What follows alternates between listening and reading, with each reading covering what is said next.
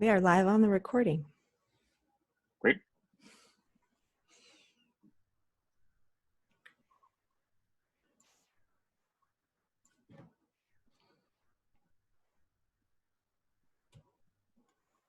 Good morning and welcome to Q&A Saturday, another Rockstar webinar.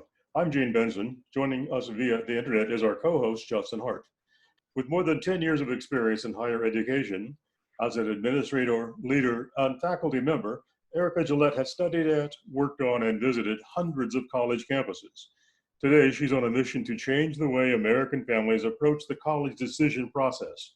At Rockstar Academics, students start with building a vision and goals. So they don't just get into college, they get into their own vision of the future.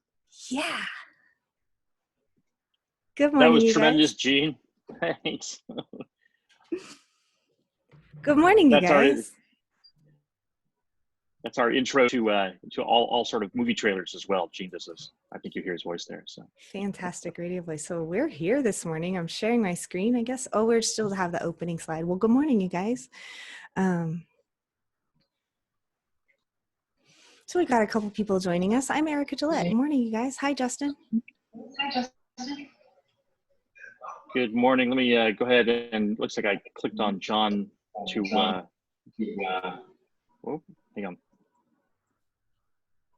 So There good we morning, go. you guys. Well, Always we're good to be here, and last week we were testing some new software, and this week we're testing some new hardware. So we've got mics and things. So it's great to have you guys here. And like Justin really said it perfectly, right? What he said. He said, "We're really authentic. This is just who we are. We're here in the, in the dining room and talking about what's going on in the quarantine and trying to figure out how to keep everybody focused on the stuff that really matters about students." So that's where we are. Good morning. We've got a couple of people who've joined us already here, and we're going to get started. Great. And I can see a couple people have turned on your video. You're welcome to do that if you want to interact. I know Erica likes to see faces. I see you. Lisbeth, is that you there? You're not on audio, but I see you on the video. Just give us a thumbs up there. I think you're good. Hey, yeah, Elizabeth, you've joined us, and we see you, and we can hear you if you talk, I think. Well, I think possibly, yeah. Actually, I think she may not be joined on audio there. I only see a video icon. That's right. We'll have some time to chat and everything else there. And again, if you guys want to, you're welcome to put some questions into the chat box there. Our experience is people will come in and out of the group, and we welcome you to stay the whole time. We're going to be a good steward of your time. We're going to find some really good information. Towards the middle and the end here, we're going to have a great resource to share with you, which we'll send you the link afterwards, which will have all of the documents, all of the articles, all the things that we've gathered around the chaos that is surrounding our current environment as kids start looking towards colleges there. Erica, why don't you just go ahead and kick us off there, and we'll join this as more people join us too. Yeah, all right. So, well, good morning. I'm joining you here from Reno, Lake Tahoe in northern Nevada, and we're expecting 12 inches of snow today, which is almost unbelievable. It's Passover, tomorrow's Palm Sunday, isn't that right? And so it's a big holiday, and I think all the Easter eggs are going to be buried in the snow this year. And I think it's super warm in the Gulf Coast and in Texas and Louisiana, so it's just folks are joining us from all over. Justin, you're in San Diego today again, yes?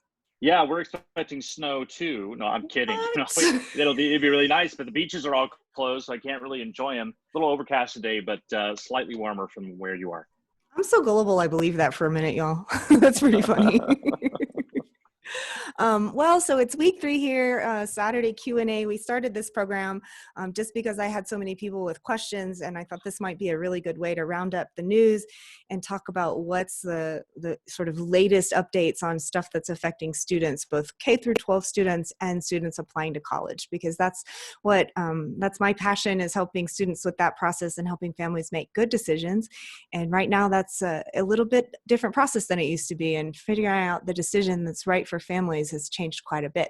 So we started out about 3 weeks ago, and we did the first one, and it was fun. And then I got a response from folks who joined us. We had, dozens of people on that call, and many of them said, oh my gosh, please do this again. So we did it one more time last week, and, kind of the same thing happened. So it seems like it's a pretty positive thing, and we're going to keep doing it as long as we can. So we have a new resource I'm going to share with you guys that Justin and I, we've been working hard to get it figured out so that we can keep. Did I hit something?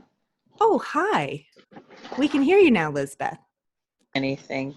I'm Oh, sorry. I'm I'm going to go ahead muted by and mute host. people. I think I. No worries. Here we go. I can't hear anything. Well, I think we can hear you now, Elizabeth. I'm going to go ahead and just make sure that people are muted as they go through. Look, it's so funny. I was talking to one of my students' teachers. My kids are doing telelearning, and their teacher says she wants to get a second degree now in IT support because she's IT support for the entire family is going along there. Mm-hmm. I think you guys can mostly all hear us though. If you don't, sometimes these technical issues, we're all becoming Zoom experts. We are becoming Zoom experts. And actually what I'll share is I'm going to keep everybody, or I'm going to have Justin keep everybody muted, except if you have a question, raise your hand. If you know how to do that, there's an option. And if you don't, put in the chat and we'll unmute you, because I really want to hear what you have to say. We just want to control the sound so that everybody's ears are protected from feedback and things like that. So Elizabeth, let us know. And actually, I just said something I want to emphasize right away, which is that one of the main reasons that we were doing this format, we started this format, was so that I could hear your questions, families' questions. We've had a bunch of students join us over the last couple of weeks on and off, and hear the things that are really on people's minds. So the last couple of times, that's better. The last couple of times we've had a chance to I've had a chance to hear your questions and be able to answer them live. And that's so much better than an email or a chat group or a Facebook group where, we might have to wait a while to interact. So you guys are here and more people are joining. I see they're coming in, and we're going to do our best to save 15 minutes or so, at least at the end, if not sooner, to answer questions. And if you'll put your questions, the things that are on your mind this week with all the news and changes about school closures, if you'll put your questions in the chat, Justin will help me make sure that we get the questions answered. So I can't watch all of it very well. I'm getting better and better. So I'm going to go ahead and start with some of the news and things that I wanted to emphasize this week. It's funny, actually, I'm going to emphasize the same things that I emphasized the first week and the second week. They really are kind of timeless pieces of advice, or not timeless, but at least as long as this is going on, I think they're still the things that we want to emphasize. And then I'm going to show you guys the new resource and talk about some of the headlines that have broken this week, which are pretty big. And then we'll open it up for questions. So let me see if I do that, will we get there to the slides? So, this is what I ended with last week. And actually, I think that this is the thing I'm starting with this week, which is, if there's so much stuff that's uncertain right now, but the truth is, this stuff is actually more uncertain than we think it is all the time. It always has been. And one of the things I see with students and families all the time who are looking forward to college is that they're looking forward to college, but they're waiting until they're sure about what they want before they take any action about it. So students will say, I don't know what to major in. A couple of weeks ago, I had a conversation with a client who's almost all the way through the process. This client has $300,000 worth of scholarships that have been offered to him by 5 or 6 of really great schools.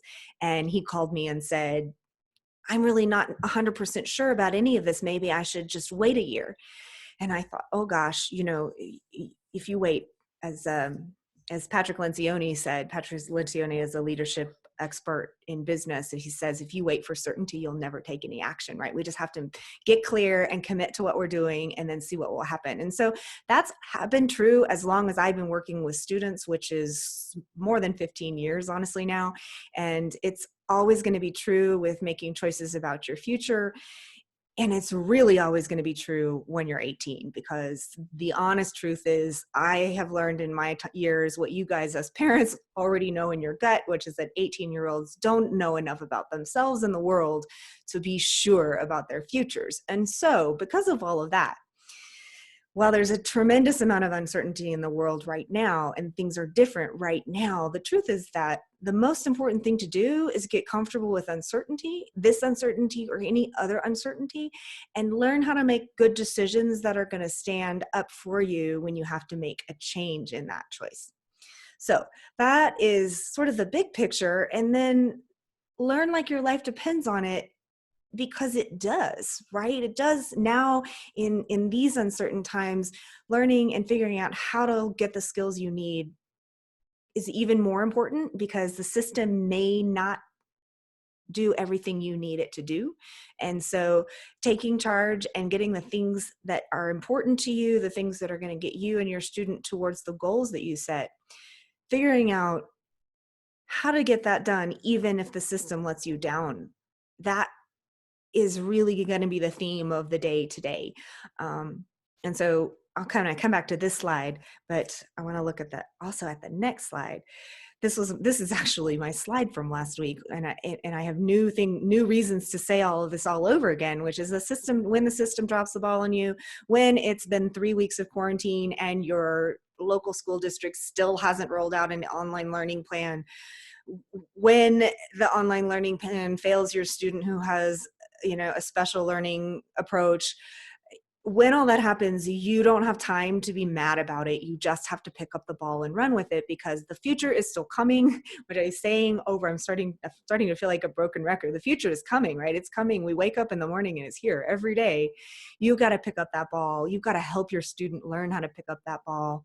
You need a plan, and we need a plan B, and we need to take charge of the things we can take charge of, and just let go of the things that we can't be in charge of. Because the process of learning and growing up and making choices and planning for goals and futures is a process of dealing with uncertainty and committing anyway. So that's sort of the theme, and that's kind of what I mean by this, right? Uncertainty's been with us forever, but it does feel like, for parents that I'm talking to right now, it does feel like the stakes are higher, and they are higher, right? And so making a choice that is responsible, that's well thought out, that helps a student be doing things that matter.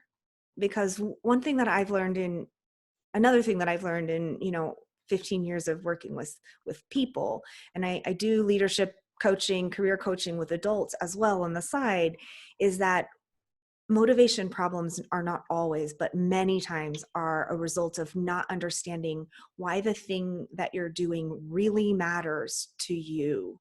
And I was listening to Paul Krugman talk about economics. My background is economics. I can't help but talk about economics and schools and education, so I will. But Paul Krugman was talking about the most basic principle of all modern economics, Adam Smith and The Wealth of Nations. He says, the invisible hand of the market means, what that means, you hear the invisible hand? The invisible hand of the market means people act in self-interested ways, and when they do, it is in the best interest of everyone. That's the invisible hand.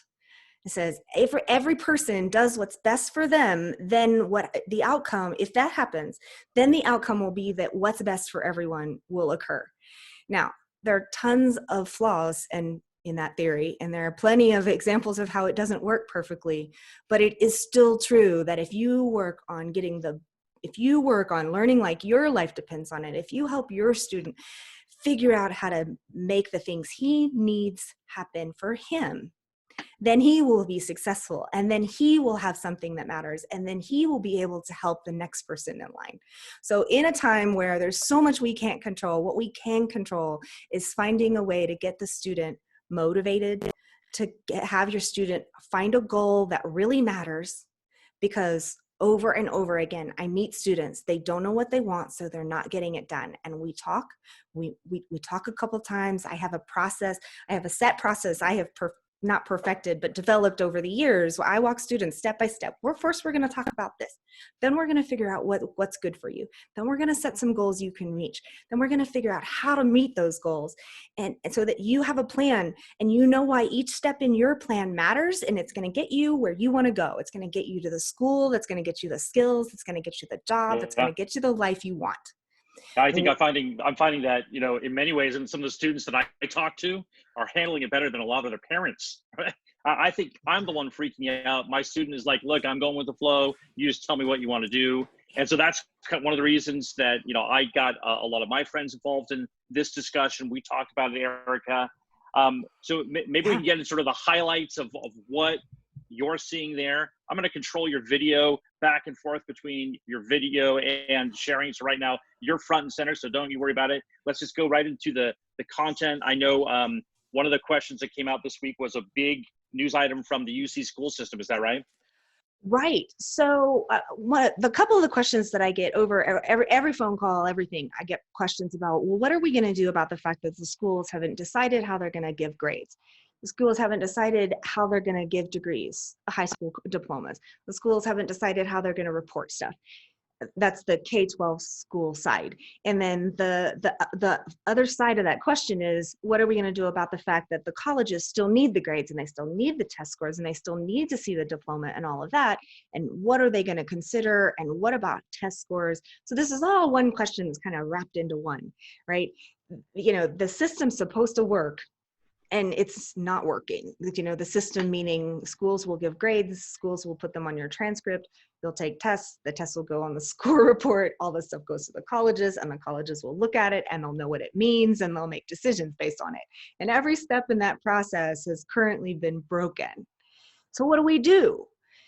And we don't know yet. I mean, schools are still figuring it out. And I'm going to show you where you can get up to the minute news about what schools have decided, but we're starting to see some answers. So a couple of days ago, the University of California system, which is one of the biggest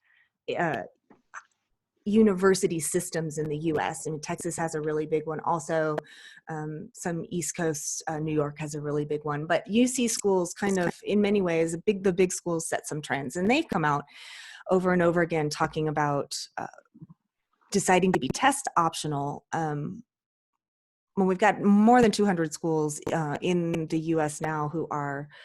And maybe, Aaron, maybe you can speak to that a little bit. I know I get concerned when I hear that.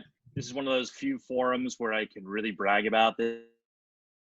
I'm like a 1290 to a 1380, and then she took the test in August and came back. She's a junior, 1480, and so the school list started growing. I love to brag about that. But then all of a sudden I feel, what does it mean when you say test optional and a lot of schools going that way?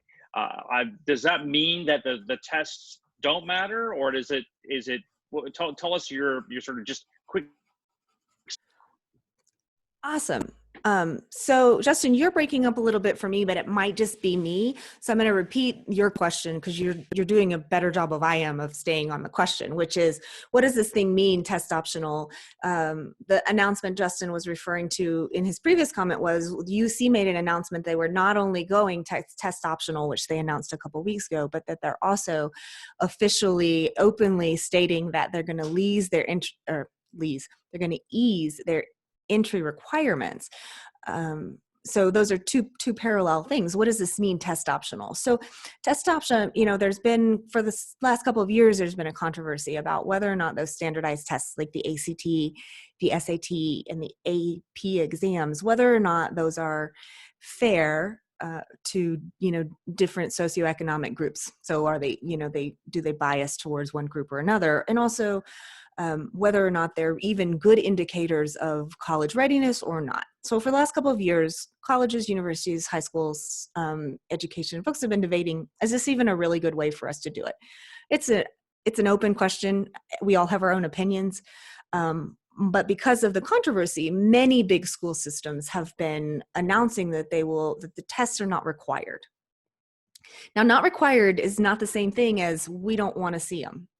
And so I talked a couple of weeks ago about, well, this is right. It means that you as a family, you as a student have more options, because a great test score is still going to help you.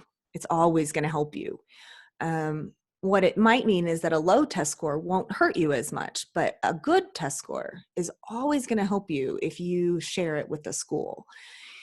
So it's kind of like, if you share it, then it has its weight. But this also helps people who maybe don't have the best test scores So it is a positive thing still. It's just there are different options going forward, right?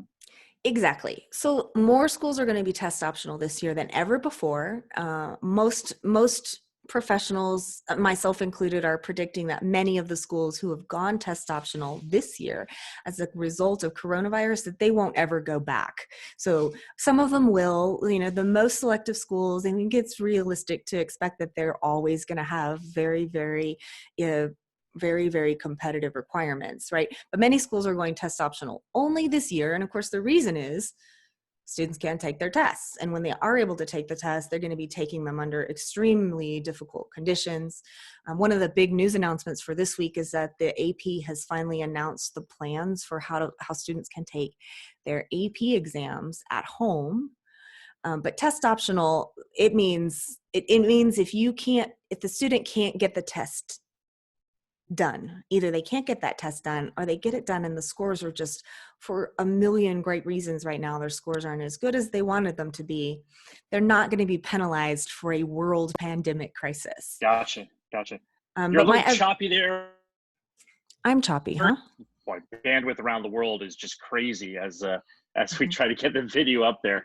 But let's just keep going. I think we're good. I'm just, occasionally your video will freeze, but I can't tell if it's me or you or someone else. So anyone else having experience?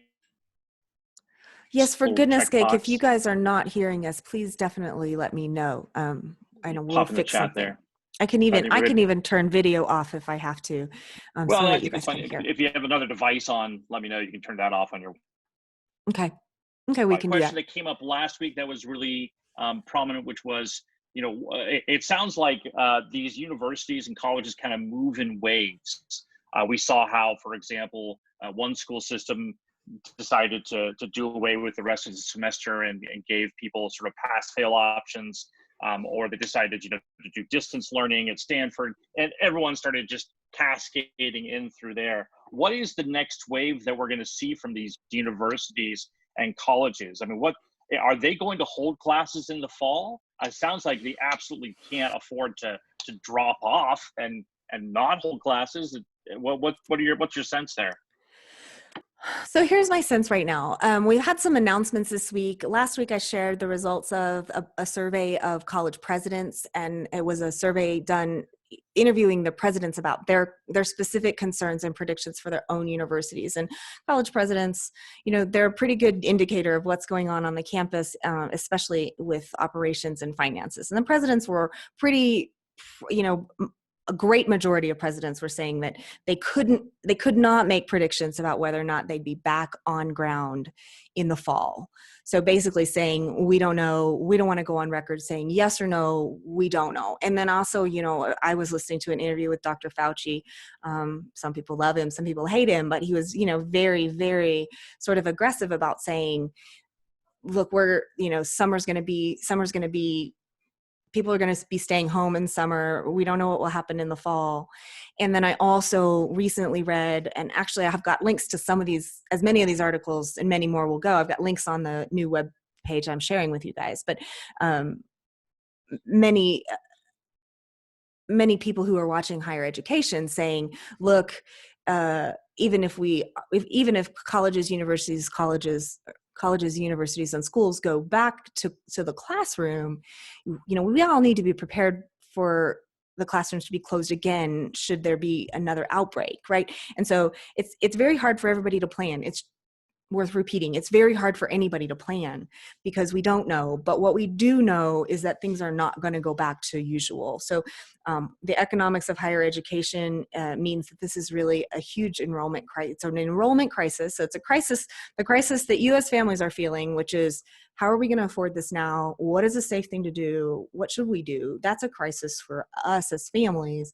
It's creating a crisis for the schools because they plan on people behaving in a predictable way about applying to college, and that's not happening for them, so they can't plan, and their budgets are going to be affected. And the market is down, and so finances, public schools are financed by tax dollars, and all those things are happening. So we don't know. What we do know is what we do know is that we need to plan. That's why I emphasize having a plan B. We need to have plans for what will happen if this reoccurs, for what will happen if a school closes. That was our first choice.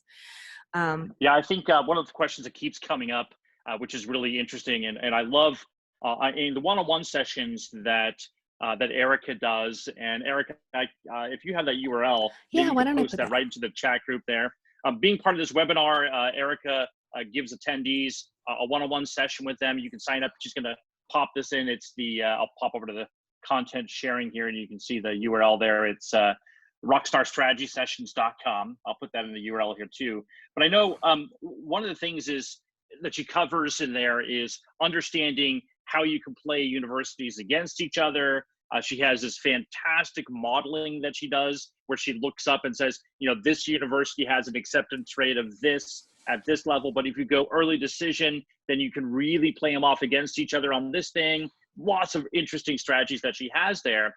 But one of the things it seems from this whole coronavirus COVID-19 thing is it's the equivalent of a buyer's market, and the students are the buyers. Is that an accurate thing? So this may, theoretically, it might be an actual opportunity for students that are applying. Is that your sense too? It 100% is. It's probably, so I'm watching Steve and Elizabeth. I don't know if Steve knows that he's on camera. We can see you there. I'm gonna call you out there. He didn't know. Steve, are you a junior or a senior in college right now? Oh, we can't hear him, but we totally want to hear from you, big guy. So come on over and let us know where you are and where you're thinking about applying. I got him unmuted there. You want Steve? Can you hear us there? Can you hear me now? Yeah, we can hear you. Yeah, Where are you going to high school, Steve? Chaska High School. And what state are you in? Minnesota. Minnesota. Oh, so it's cold there too, huh? Yeah, like 34. Yeah. Well, are you a junior? Yeah. So, have you thought about college much yet? Yeah, I have actually. And what are you thinking about? I know where I want to go into emergency medicine, but it's like I'm kind of confused about how all this like is gonna work because of like the coronavirus and how like applications is gonna go and how like my ACT I haven't taken that yet, and so how that's gonna be affected and that kind of stuff, I guess. Gotcha. So you have the same questions every high school student I've talked to. So Justin shared the link on the screen, which is Rockstar Strategy Sessions, and Steve and Elizabeth. Since I've been doing these, I've had a chance to talk to a bunch of students from all around the country that have set up these calls. And so if you'll set up a 1-hour call or a 45-minute call with me, however long it takes, and we'll talk about your specific situation, but we can talk a little bit about it now. You have the same questions every high school student I've talked to has, which is, well, how is school going to be different for me now if it's all going to be online? And what am I going to do about my tests, right? I can't take the SAT or the ACT. So you haven't taken it yet. You haven't taken it already one time? No, I've only taken the practice ones. Cool. So Justin mentioned the question, which is, you know, what do we do about these test scores being different, or are they going to be available? And so my recommendation for students who I've been talking with them about this question is, you know, they're going to make it possible for you to take that test. We haven't completely figured out how yet, but if you haven't registered for a test in June or July, you should go ahead and register and plan to take it. And I'll go back to my learn like your life depends on it thing in a sec. But you know, students should plan to be able to take the test if it's possible for them, right? So there's also this question, well, God, what if students don't have internet access and they can't take these tests online or whatever? But you obviously do have internet access, right? So there's going to be a lot of grace and leeway for students who can't do it or who can't get good scores that they need. But if you're in a position to get a good score, if you're in a position like you are to take time and study and use these amazing online resources that I'll share with you in a second and study, and register for that test and go take it and do well, you're going to have an advantage. Mm-hmm. So I'd love to share with you some resources so you can be getting prepared to get that great score that will really help you out. Yeah, and hang in there, Steve. I don't know about emergency medicine, if there's a really good demand for that field or not, you know. Oh God, yes. I'm being facetious. Of course, we Yeah. can see it in our everyday lives right now. It's a little crazy. So we need more of them, apparently. So, Erica, great. The other question that keeps coming up from a lot of students is understanding, you know, there was this question about a gap year, right? Mm-hmm. And everyone's kind of concerned and saying, maybe I should just kind of punt. Maybe I should do something else in between, because obviously the acceptance rates are going to be totally different. The percentages are going to be all the way off. It's going to be a whacked out year from a university perspective. We talked about the advantages that might have for the students. What are some of the disadvantages of just going as is right now? What are some of the roadblocks they might come into that they may not anticipate there? Well, it's a really good way to frame this question, because there's some ways in which the current situation does make this application year, and probably next year too, makes it a buyer's market, right? So if you're reading, you know, at higher ed blogs and news stuff like I am, you're seeing that the schools, the universities this is a real crisis. It's an enrollment crisis. They're really worried about being able to enroll the students they need to keep their classes open and keep the campuses open. And so if you're a student and you're applying and you're willing to go to college, right? And you're willing to come to that campus and you're willing to make it clear that you are coming, you're at an advantage. So in some ways, applying this year, admissions may be a little bit easier at a school at any school. So you may have a better chance of getting into any particular school this year if you apply and you sort of meet that profile. That schools have a huge incentive to make it worth your while to come. The flip side of that is that they may not have, you know, financial aid. We have no idea what's going to happen with financial aid related to scholarships, grants, subsidized loans, unsubsidized loans for tuition and school.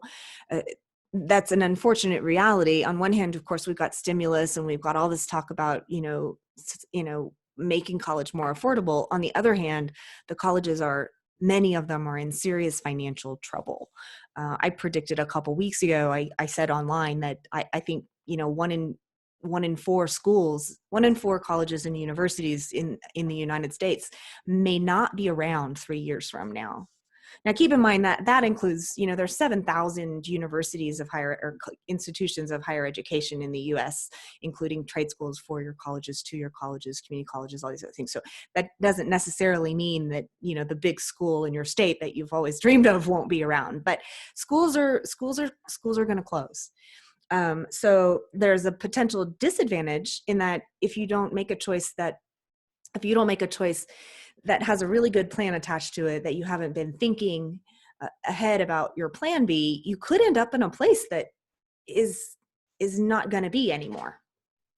So some advantages of taking a gap year are you may insulate yourself from some of all that activity, and, you know, things may stabilize and we may have a better idea of what the world's going to look like. So that's an advantage of taking a gap year. I think that things will stabilize maybe over a 2-year period, but here's some realities of the economics of higher education. Endowments are big, even though there have been, you know, Harvard is complaining about their endowment is devastated, and every other school is also in that boat. And almost all schools have a smaller endowment than Harvard. Yale has a bigger one. Stanford has a bigger one. Great. The rest of all the rest of schools have less money than Harvard. So if Harvard's in trouble, they're all in trouble. And they are desperate's a strong word, but they are motivated to make it possible for you to come to school because you're the reason they exist. The reality is, let me share this thought. Justin, you're right to get me on to the next one. But here's the thing. The reality is schools are going to act like everything's normal this year. They're going to do everything they can to make it normal this year. They're going to try to make classes happen as normal. Or if they can't happen as normal, they're going to try to make online our university attractive and effective and good. And a side note is that what you're experiencing as online education from your high school is probably nothing like what your college will do. They will do a better job. Most likely they have more experience at it. So colleges are going to try to make it, hey, everything's great. We're going to get this figured out. Please enroll. Please come. We got you. And they're going to try to enroll a class that's as normal as possible this year. But the reality is that they won't enroll a class that's as normal as possible. Finances are uncertain this year. And so many universities will be able to weather next year's uncertainty and financial hit. And then what's going to happen is there may be another year of financial uncertainty for that college. They may have another low enrolling class. They may have more losses in the second year. And while many, if maybe even most schools will be able to weather a really bad year in 2021, when a bad year comes in 2022, because next summer is as rough as this summer in some ways, then we're going to start to see, oh dear, is this going to work? Is this going to last? So a gap year has some advantages because it gets you a little further along. But the disadvantages of a gap year are great and very many as well. And the way, and most of them are around you not having a plan and you not using that gap year really, really well. So if you take a gap year and you don't hustle your tail off and you don't learn like your life depends on it, even in your gap year, you haven't helped yourself. You've definitely hurt yourself. This is that one generation, that one set of applicants who can actually tout, this experience that they went through. Maybe that becomes your personal essay, but also, like you said, how you respond to this is going to be a very positive thing. Now, Erica, we have some new resources that we're going to bring up here. Maybe we can pop that into the queue there. I'm going to go over to content sharing again for you here. Yeah. And, let me show you my exciting thing that I have. Okay. So we had some good discussions this weekend. What we wanted to do is provide we felt that Erica is in a great position and Rockstar's is to become the clearinghouse for a lot of this information. So we're going to share this URL with you via email, maybe right here at the end of the chat. We'll just put it in for you there, but she's going to share this information. We have a website, our webpage you can go to where you can learn a lot of the things that she's finding too. So what we've done is I've been really listening both in these weekly broadcasts and also in the follow-up one-on-one sessions families have been booking to chat with me privately, and also in all the webinars with industry professionals to understand what people need the most. And overwhelmingly, you guys, what people need is access to information that they can interpret on their own, right?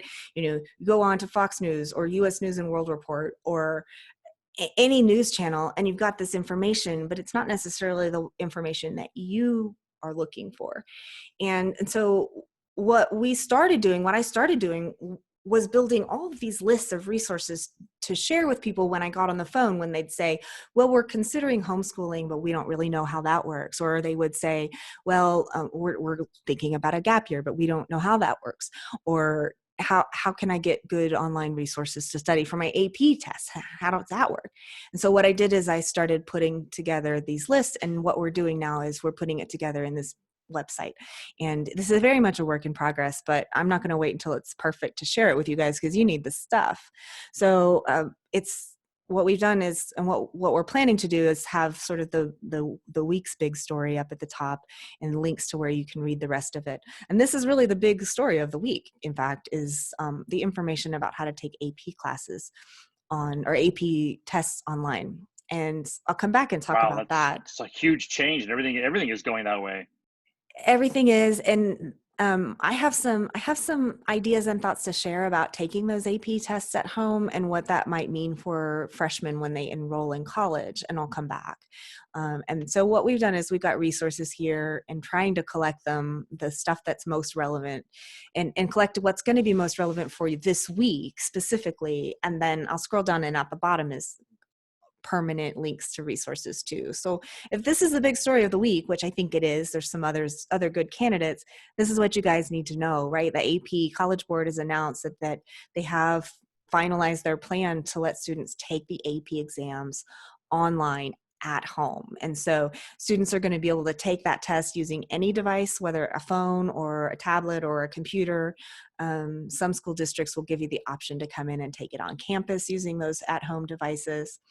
But the tests are going to be really different than the ones that Steve was expecting to take this multiple choice test and go into a room just like taking the SAT. It's not going to be like that. It's going to be a 45-minute for each AP subject. It'll be a 45-minute long open book and free response sort of essay type question. So just one question and 45 minutes and free response. And you can either type it or they're giving the option you can write it and take a picture of your handwritten responses to try and make it available to as many people as possible. So that's we had a new story. person just join up there, and there's Johanna. She'll be joining us too. Hi, Johanna. Welcome. Building out there.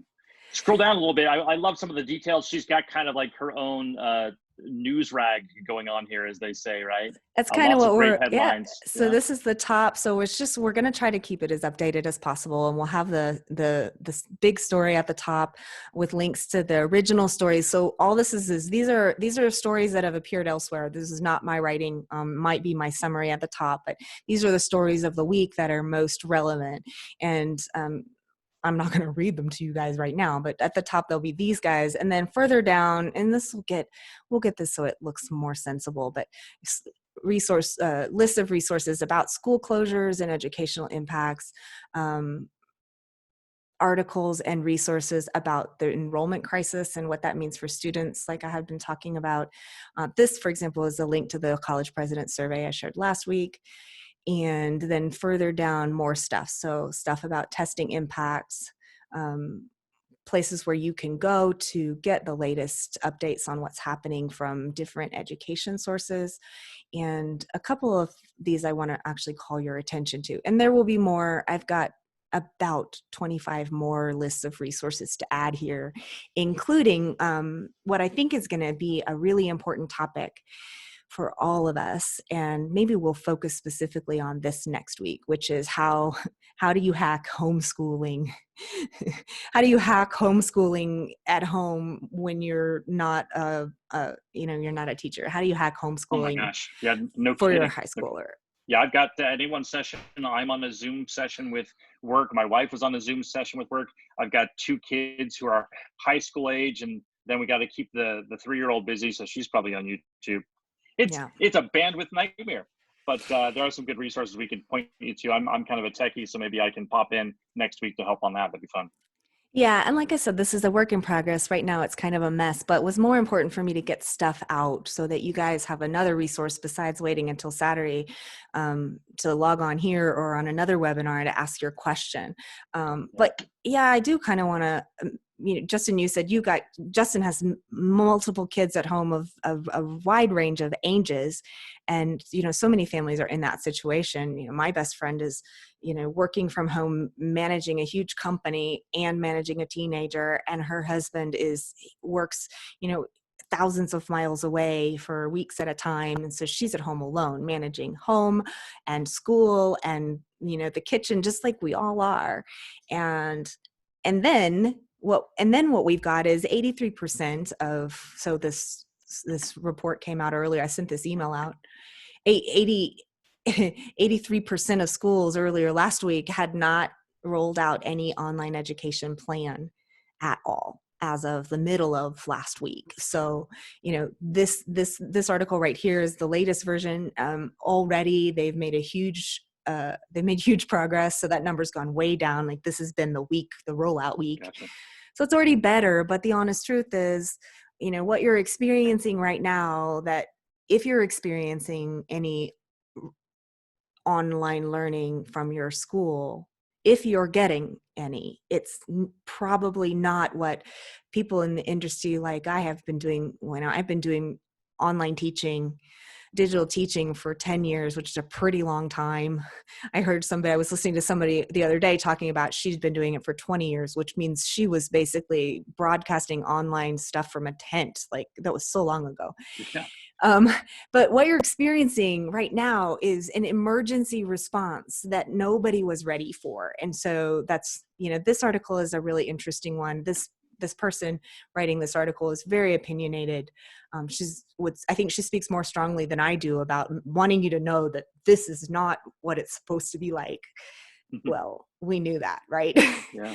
But the point is that, it is different, and it will be different when teachers and institutions sort of get best practices dialed in. So there's hope, guys, even though what we're experiencing right now is, oh my God. They're making progress, but yeah, it kind of ebbs and flows. I know, and there's a lot of stuff about the virus that we don't know. And so it's there's gonna be a lot of discussions.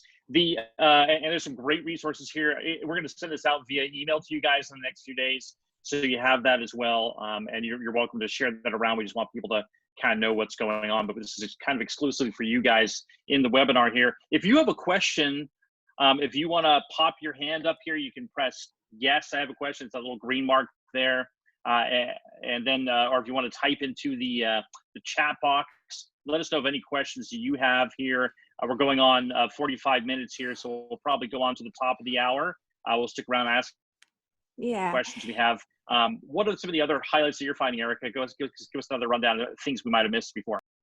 Well, one thing that I'm emphasizing over and over again is, and this is one of the lists of resources that I haven't put here in the list that'll be up this afternoon, is the importance for you guys. If Steve, if you're still here, I hope you're listening.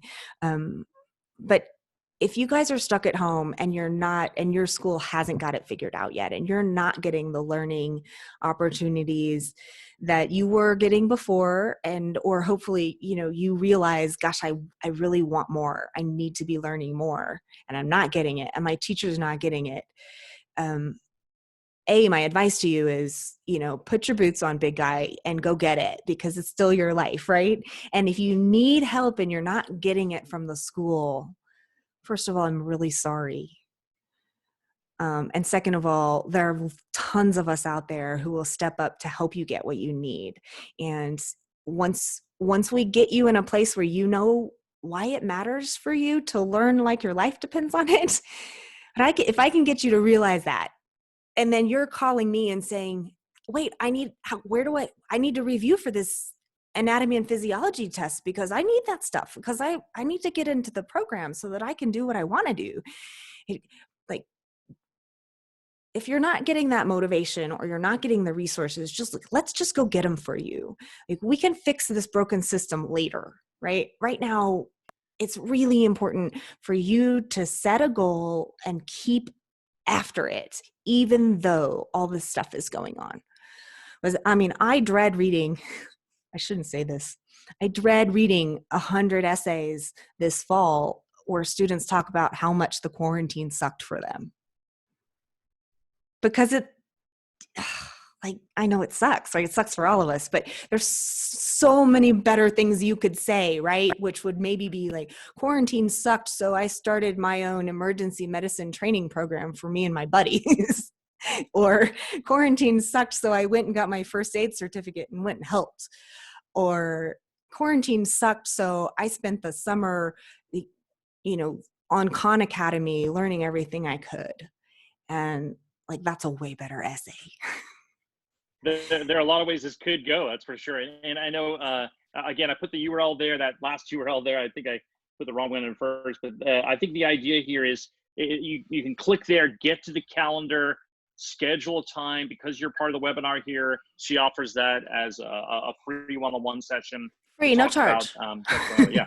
So, but I think it's going to be an interesting ride over the next few weeks to see where things kind of pan out. But we hope to provide you a lot of answers over this resource. Hey, Steve, if you don't have to, I won't put you on the spot, but if you're willing to, I would love to hear what is happening for you with your own school right now. Or do you have online classes? Can you describe what you're doing? Yeah, we have online classes right now. We've been doing that for a week.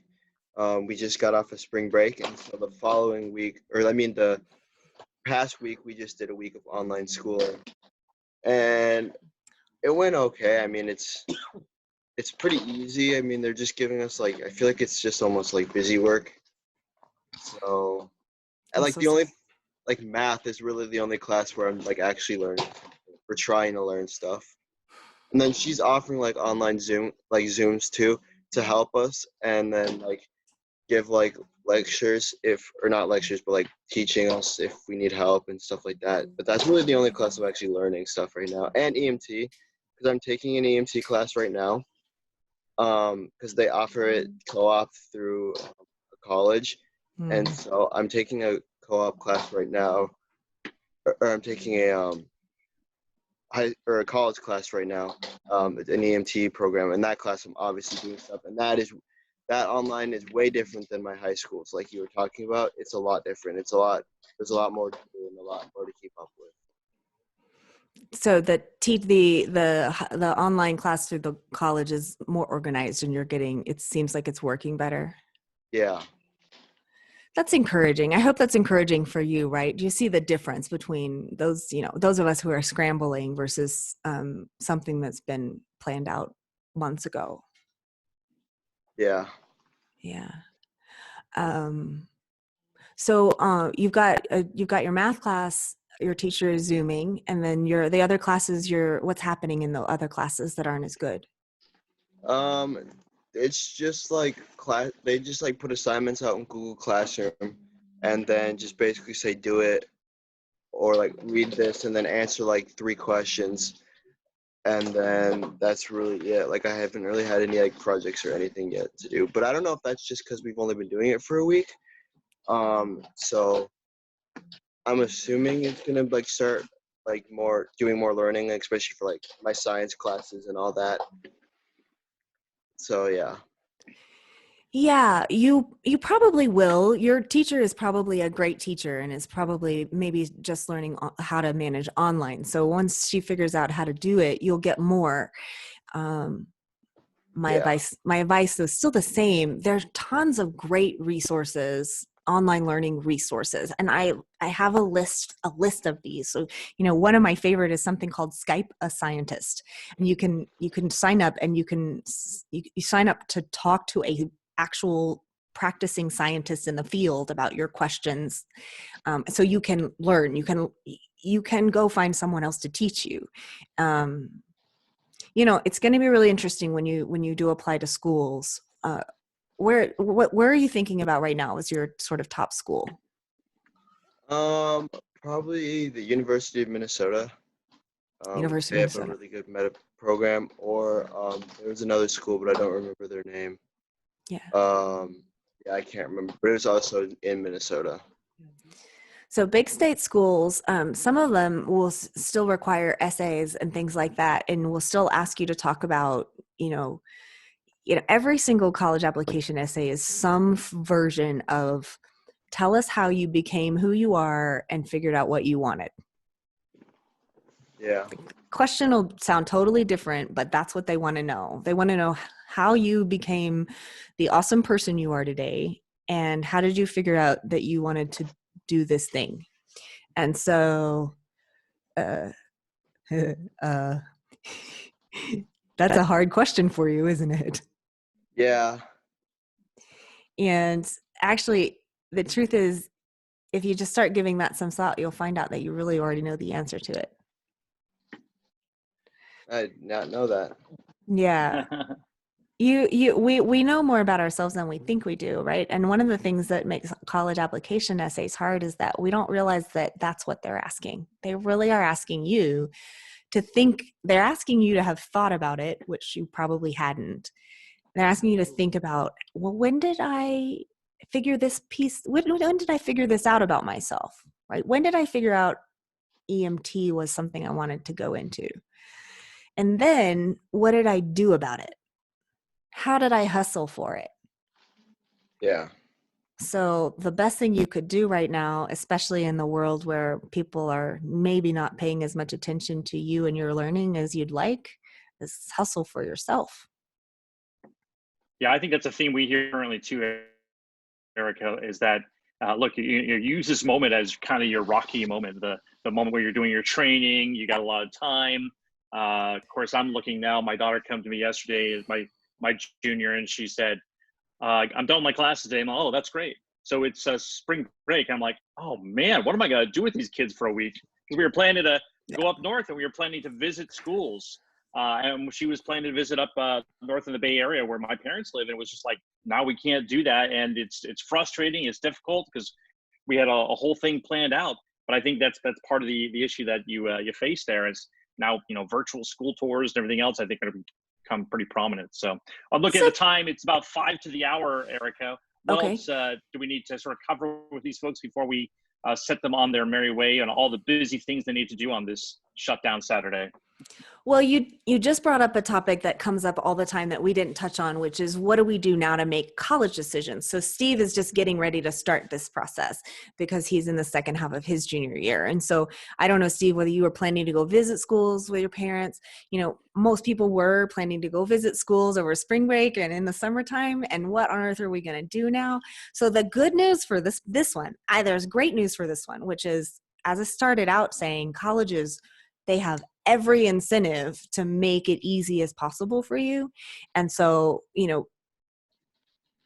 work on a list and figure out how to start a list of other schools that are interesting to you. And then all those schools, every single one of them, if you go on social media, if you go on Instagram, they have Twitter feeds, they have social media groups, and they're active there, more active than they've ever been, because they're trying to figure out how to give you opportunities to get to know them.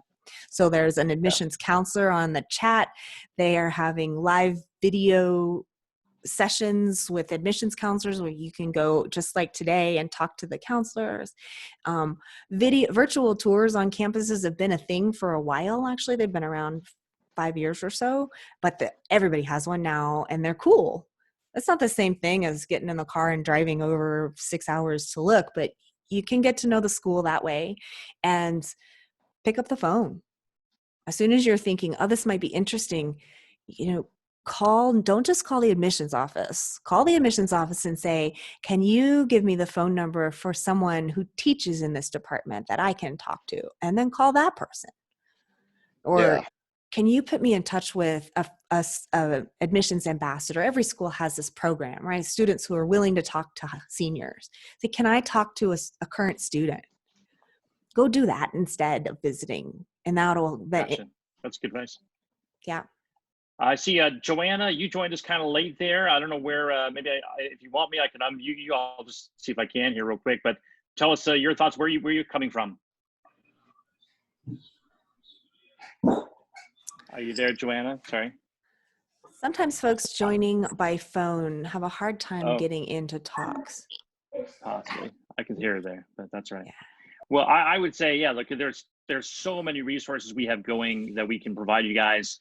But the exciting thing, I think, is that we are on, hopefully, the downslope towards decisions, because everything about the last 2 weeks have been completely up in the air. But everyone realizes they've got to get their crap together, and they've got to, basically have things in place here by May, June, so that people aren't left hanging in the air, right? Schools, K through 12 schools, they are going to get their act together. And, this isn't important for Steve because you're a junior. So your admissions process is out several months, but most colleges, I think, are pushing their decision deadlines out. So decision days were often the end of April, and they're going to be pushed out to the end of June or even further. And I would expect to have those deadlines pushed out even further. And I would expect to see a lot more flexibility for your class, Steve, in the coming year for the same reasons. So seeing that deadlines are extended, requirements are flexible, and there are going to be more options for you. Yeah. So please, you guys, I put the slide back up, rockstarstrategiesessions.com. It sounds fancy, but all it really is a link to my calendar where you can find 45 minutes or an hour that works for you, and we can just chat about your situation, and we can make a pretty decent plan and set a goal or 3 for you just in that time. It's worth it, and you'll get a lot out of it, and so will I. So please do. All right. Thank you, Erica. Thank you, folks, for joining us today. We'll have this on recording session. You'll get a notice about that. And we'll have a lot of great information for you in the next few days and weeks. Thanks, and have a great, safe time with you, your family, your loved ones, and be sure and check your email. Be sure and check your email so you get the link to the new page that's up. And there will also, you guys, there'll be a link in there to share it on Facebook. Please share it on Facebook with folks who weren't here. Gosh, because we're doing a bunch of work to make it possible. So please share it with people who need it. All right. Thanks all. We'll talk to you soon. Y'all have a great week.